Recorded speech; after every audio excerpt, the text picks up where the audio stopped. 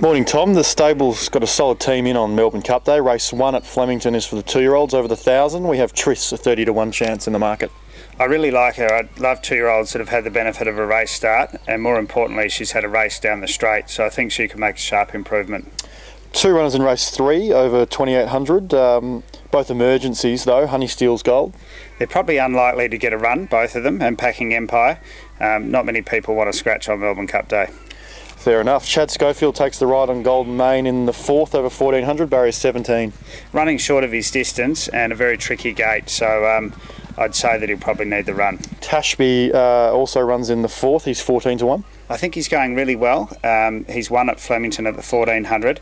He's also going to need a little bit of luck from that wide draw. In race 5, Fattenar runs over the 1,000, 8 to 1 in the market. Yeah, he's working really well, this horse, and I think that he's a really solid each way chance. 2 runners in the 6th over 1,400. Remar is 20 to 1, barrier 12. We've freshened her for this. She's been absolutely flying in her track work. I think she'll love the 7 furlongs, and I think she's got a great each way chance. And how about Hell or High Water, drawn out in 18, 30 to 1? I really like her. She's a smart filly, but we're just going to need a lot of luck from that gate.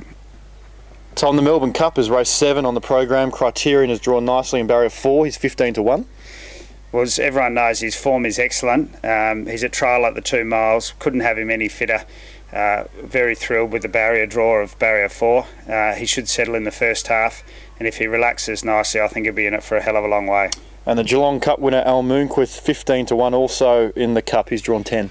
Yeah, but the Geelong Cup of recent years has been an excellent guide. He was very authoritative when he won that, and I think he's a classic example of a horse that's going to be peaking on the day. Could you split those two?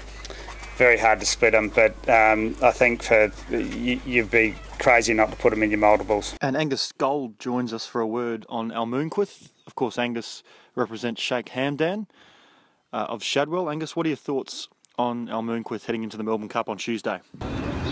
Well, firstly, I thought he looked fantastic when I saw him last night, Cameron, and we've just seen him just go around here, and he looks in great shape. He seems to have really thrived since I last saw him in Dubai in March. He's put on a lot of weight. He's eating much better than he used to, and he seems to really have settled in well. And obviously, I was very impressed with him the other day in the Geelong Cup. And so, if we get that sort of passage again, and he gets a good run through the race, I think he's a live chance. He's a staying horse with a turn of foot, which to me is exactly what you need to come down and have a chance in a race like the Melbourne Cup. It's not just a staying race, you've got to have a bit of class as well.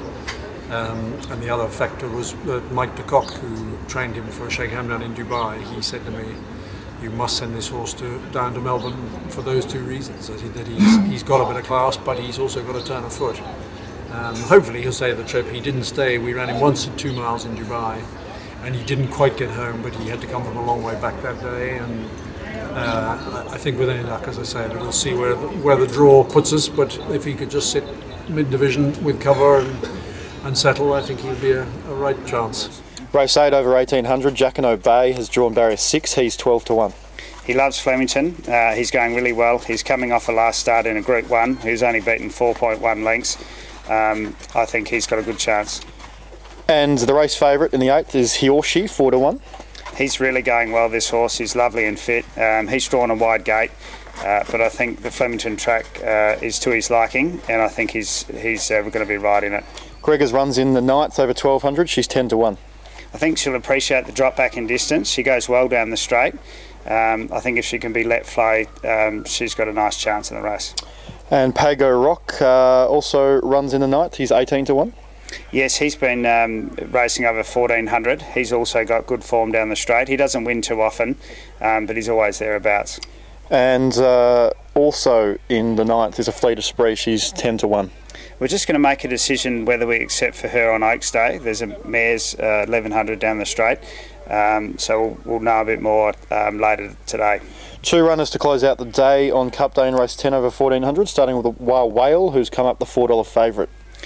She's got excellent form behind Politeness, and I think she's really, her work has been excellent leading into this, and I think she's got a wonderful chance. And KJ's Joy also runs in the last, 15 to 1. Her form was excellent at Caulfield. We tried her last start over 1,600. She didn't quite get the mile, so I think dropping back to 7 furlongs is going to be right up her alley. And Tom, who do you think the best chance is on Cup Day? I'd have to stick with Wild Whale.